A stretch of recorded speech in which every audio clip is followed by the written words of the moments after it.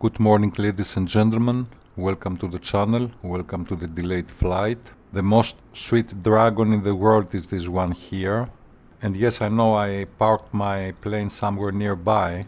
In general, I feel more safe when I have my planes somewhere nearby. And okay, let's get to the point. I want this clip to be a tutorial about performance. And as I used to say, I know what it's about, but I don't know how to put all things together, but I will try. Okay, in general, of course, I noticed that lately, though I have not changed my graphics card, my graphics have become much more better. And I think I know the reasons. This has to do about performance and boost. And I want to show you a few things, which I hope that will be helpful to you. So there are some things which are combined, or you may have not noticed. And we will have a look today at the settings. There are some configurations which I think will help you a lot to boost your computer. So I think right now it is not the proper time for virtual flirting. So let's get started. Let us go to the settings. Surprisingly, we will go to assistance options. Here there are some things to see. I will show you my assistance options and I will explain to you how these options influence a lot your performance. And also there is another very important reason. Lately, if you update your graphics card, this stands for NVIDIA, definitely, and I suppose for the rest cards, and also when we have new updates from Microsoft Flight Simulator, this usual, to my humble opinion, useless mostly monthly updates, you may have noticed that you lose your settings. And always when you update your graphics card or the game, check your settings because your settings have changed. So this is another reason that you must know which your settings are. And actually this happened this week, so I had to configure again my settings. Please have this configuration in the beginning on the menu of the assistance options, all these windows closed, okay? And we will see a few things here which influence your performance. Okay, I will start with notification. This influences a lot. Have in mind that whatever you add to your settings influences your performance. So we will have a look at notification first, okay? Piloting and control notifications and so on, you see. Turn them all to off. This has to do also with your pilot skills, your level, but also there is another reason. All these notification windows here, they deteriorate your performance. And there is no reason to see the same things again and again. To see, for instance, the flying tips. This is useless. There is no reason to see your objectives. There is no reason to see any kind of software tips. And about your piloting and controls notifications, they are always the same again and again. You decrease your memory. There is nothing to offer you. So, first of all, I would suggest you to turn all this off. You will free up some memory. You will not miss nothing at all from all these. So, yes, notification to hard. There is no reason to add additional burden to your computer. About navigation aids, okay, you can have these blue arrows on the runways and on the taxiways on to see your path to go there. It is automatically activated when you ask for guidance going to the runway. I think it is just fine to let it on. But a landing path, okay, this is unrealistic, and I suppose that more or less you can find your way to go to your runway and to land to the airport you selected. You can as well leave route and waypoints on.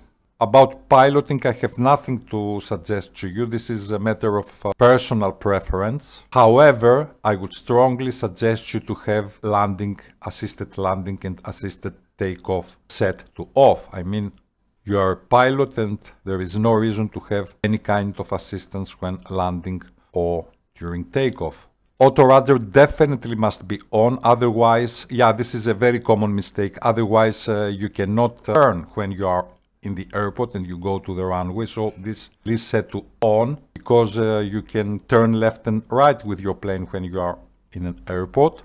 And about the rest, you may decide by yourself whatever you prefer. Points of interest, it is one of the worst performance killers. All this decrease your RAM because all the signs usually are close to the airports. And have in mind that when you are close to the airports, it is the most difficult for the computer to handle. And so, except the fauna markers, I think you can set all this to off, and if you want to have a look, let's say, to the cities which are nearby or to the airports and so on, you can as well use your VFR map.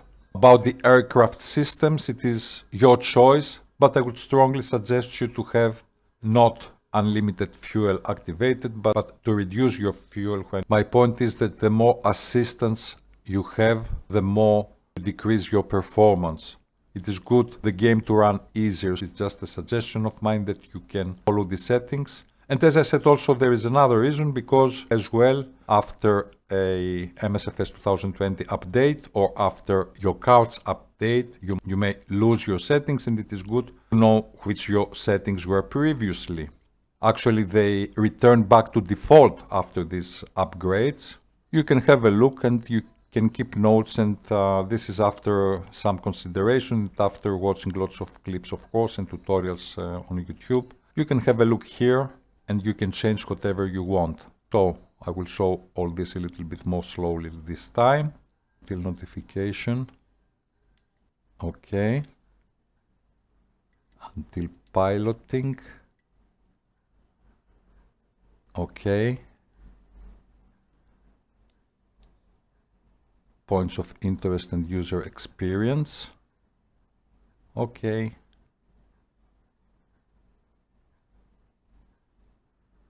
And that's all. So now we go to general options and to data. Here exactly. This is an Easter egg that I revealed in one of the latest clips of mine. Actually, it was hidden somewhere in the clips during the preparation for the aerobatics in Astrakhan airport. And it has to do with rolling cache. As I was saying, I'm not a technician and I cannot explain these things very well. However, as far as I understood, the rolling cache is the memory of the game. Whatever you saw lately in the game, it is stored in this rolling cache. So that means that when you return to the same airports, when you use the same planes, when you explore a specific area, your performance day by day will get better, because the computer remembers the places that you have visited already. They are already stored in the memory of the game. And so that means that they can be uploaded much more quickly. This actually I have noticed some time ago, because there were lots of clips in Hans Christian Andersen Airport in Denmark, and also there are some clips now in Cyprus, moving in general around the same area, and I noticed that in each clip the graphics became better. So if you fly, for instance, today to Los Angeles and tomorrow to wherever, to Paris or to London, and the next day you go to Africa, and the other day you go to Asia and you visit all the continents, this is a killer for your graphics. So please have a look at my data, exactly here. This data limitation should be set to off. There will be no limitation. Your bandwidth must be unlimited, and of course rolling cache must be on. And I think 32 gigabytes are more than enough. You can test this and you can fly, let's say, in an area with a radius of about 100 miles something, return to the same airports. You can choose an area with lots of airports. This is no problem. And you will see that your graph will get much more better. I think this is quite important, and the tutorials about performance, I don't see any particular advice about this issue. Now we go to general options and traffic. The computer can hardly bear the cost of all the graphics, particularly close to the airports or in the airport. Many of you, maybe you download bespoke airports or you buy bespoke airports, and all these details in the bespoke airports are difficult for the computer to handle. This has to do especially with your landings. You noticed, I suppose already, that during the landings, which is the most important part of the flight, you have stuttering and low performance. And this is because of the more detailed graphics in an airport usually. So especially if you fly with real traffic and multiplayer, real-time, real weather, which is additionally influences the performance, of course, I would suggest you before landing to decrease these ones here, especially concerning airport life. Set your vehicle density to, let's say, 30, all this. And when you land, you can increase them as well. The same stands also for the land and sea traffic. You can as well safely decrease land and sea traffic. And after landing, you can just return to your original settings, the settings that you prefer. When you are, let's say, about in a radius of 30 miles close to your airport, you can decrease all this and then return to your original settings. Another killer and something totally useless, it is this traffic nameplates here. I would suggest you to turn this to off. Have in mind, as I said, that whatever is additional increases your performance. So traffic nameplates, you can set them to off. So these are my traffic settings. You may have a look. In general, almost always I buy real time, real weather and real traffic. When I'm close to an airport or in an airport or when I navigate inside the bespoke airport, I usually turn all this, let's say 30. And during flights, I bring them back. And the same stands also for land and sea traffic as well. Also, traffic variety influences your performance, and you can as well, without losing nothing at all, just set it to medium. So these are my settings here. You can have a look.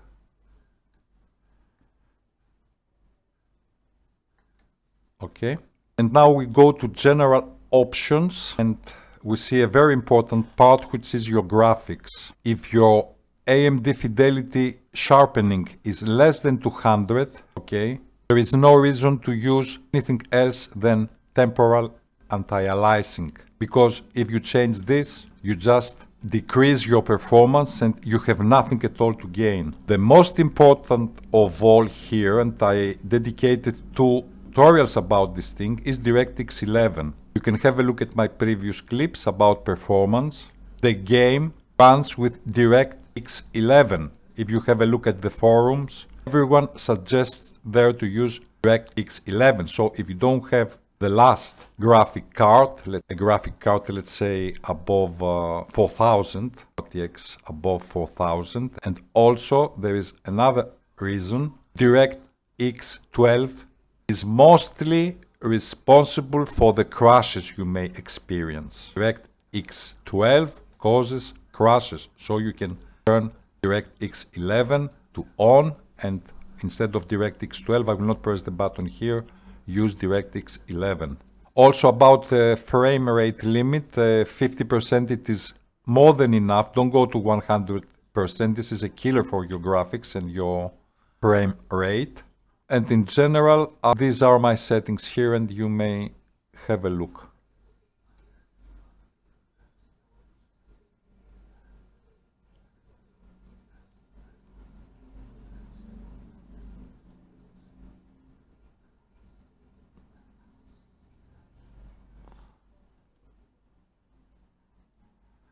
And about, let's say, the expensive settings, if this makes any sense, definitely there is no bargain concerning the off-screen terrain pre-caching. I already told you about this. And about the terrain vector data, this must be set to ultra or high.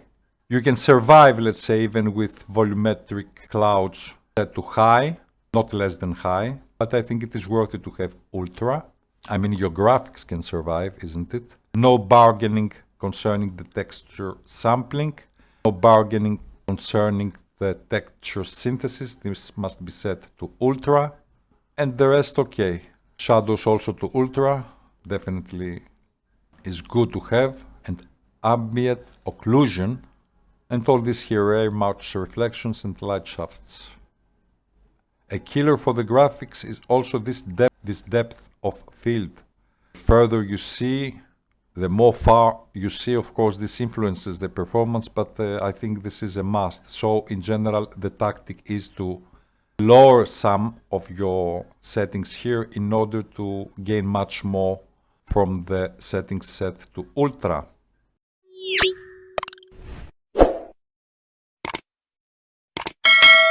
And of course, if you are not much interested on real weather and real traffic and real time, I would strongly suggest you to go to the weather conditions here and to deactivate live weather and just to choose clear skies or something close to clear skies, because definitely weather influences the performance a lot, and especially the clouds. So for instance, I have this custom, which is very nice actually. This is very nice. See how nice the clouds here. So you can create a few profiles with custom clouds. See how good is the performance, and have in mind that my card is not the best. Oh, this I haven't noticed here. And I have been to the airport for quite some time. Yeah, consider that this is a bespoke airport, Paphos International, just a wonderful airport. I would strongly suggest you to download this airport. You have a look. Actually, it is a payware. You can have a look at the payware airports in your menu, and you can see that it is exactly the same airport, the airport that is sold as payware, Paphos International Airport. So I was saying that you go here, okay, weather. I turned off live weather. You can as well set it to on whenever you want, and just go here, clear skies. Clear skies, I mean, increases your performance definitely about, I would say about 20%. Consider, I repeat, that this is a bespoke airport. See how smoothly the graphics run. FPS rating is just fantastic. Yeah, this is just wonderful. And also something else that I didn't find, and I will not return back to search for it on the graphics settings that I showed you earlier.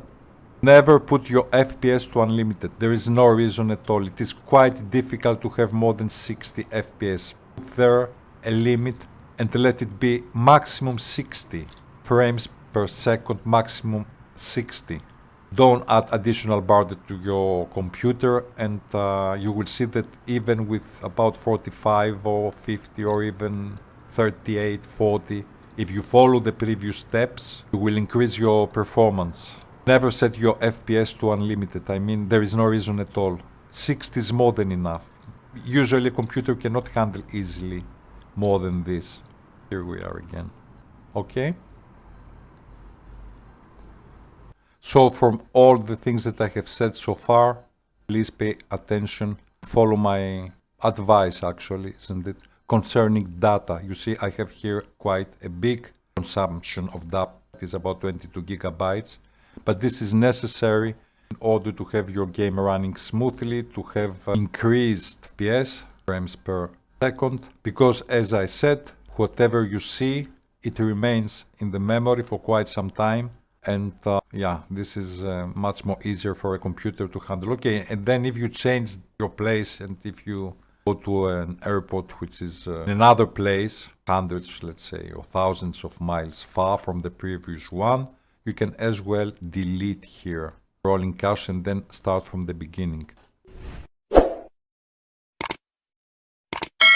Please forgive the mess on my desktop, but there is also something else extremely important. I have said this to other clips already, but I want to repeat it once again. Shortcuts. Here we have a shortcut for the community folder. I will not tell you where your community folder is. For God's sake, there are already 2 tutorials about this in the channel, or you can have a look at other tutorials on YouTube. This is the community folder of mine, okay? In general, in your community folder, don't put any folders. Just put what you use. For instance, here, these are the payware airplanes of Captain Sim, okay? Also the liveries that I use, and also some bespoke airports. But in general, already, for instance, my community folder, if we have a look here, okay, and we go to properties, we see that it is about 27 gigabytes. Here it is written.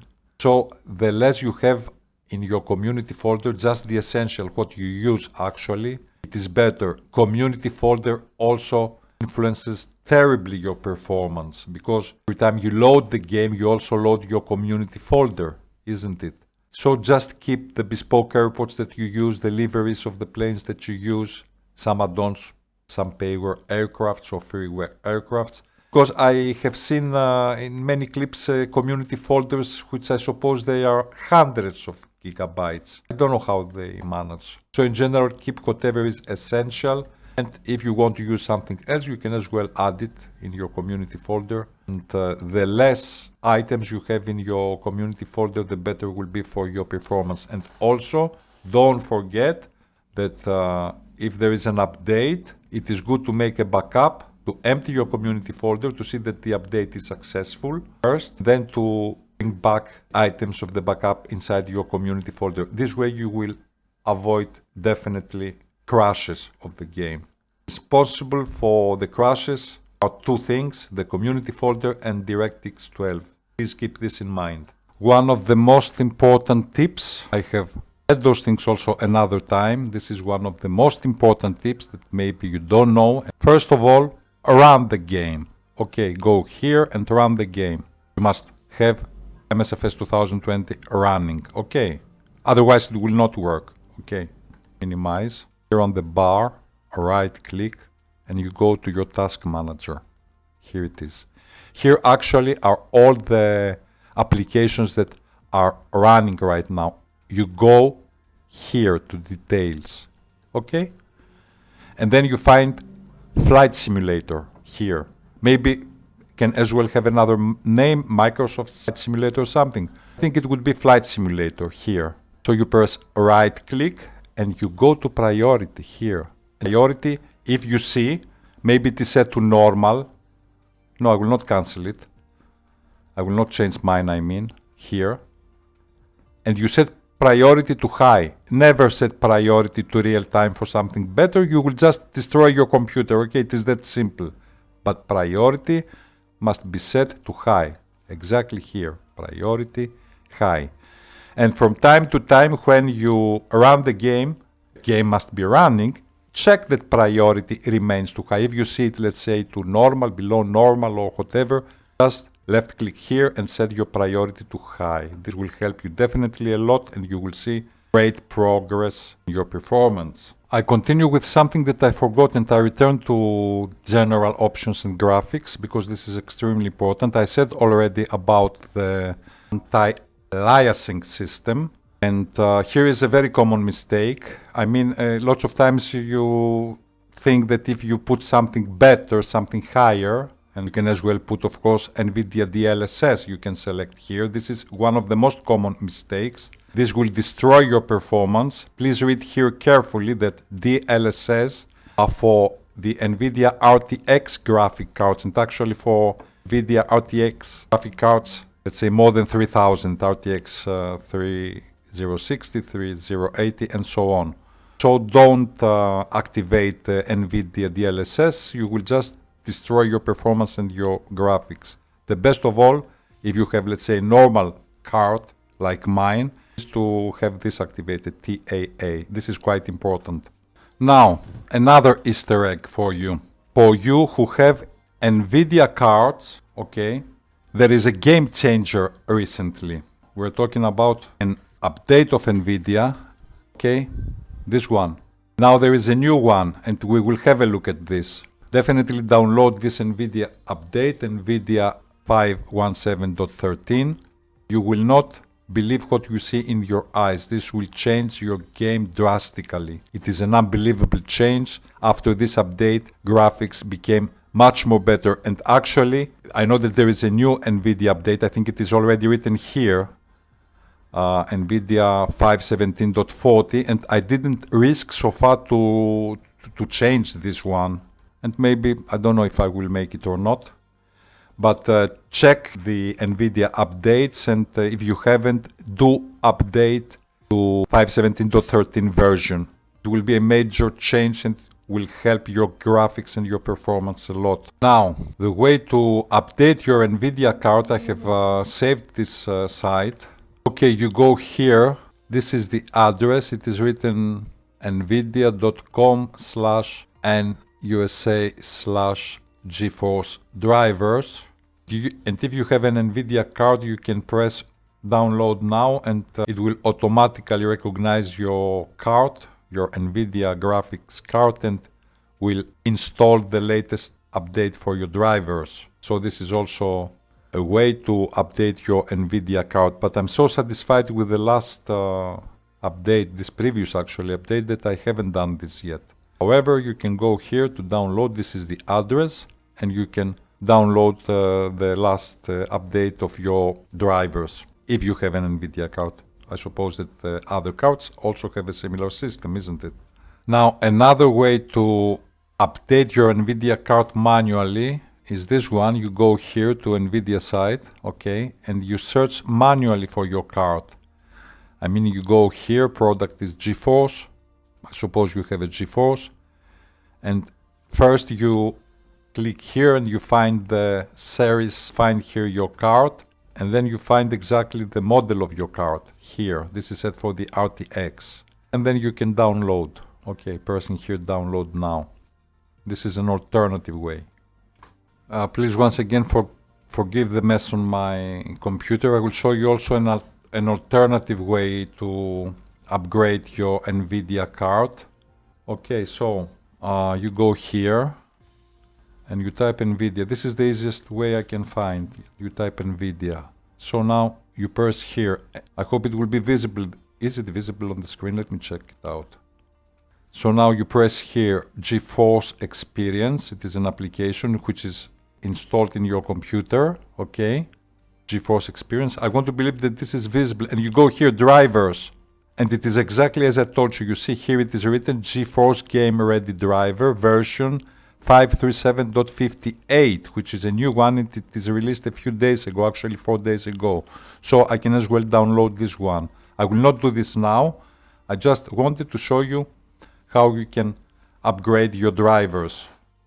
So, ladies and gentlemen, in order to conclude, don't forget to check your community folder, take out whatever you don't use there. This is quite important and will help your performance. Don't forget to empty your community folder before an update. And also, please don't forget that whenever there is an update of your card, whichever card you have, I'm talking about NVIDIA actually, either if there is an update of your card or if there is an update of your game, you may as well lose all your settings. Check your settings always and have your settings somewhere written down. I showed you mine, if you want to have them as a point of reference, and restore them. Restore them not by pressing restore, but put the settings that you have saved already. Don't forget to subscribe, don't forget to comment, thumbs up if you found this clip interesting and useful. So this is all for now.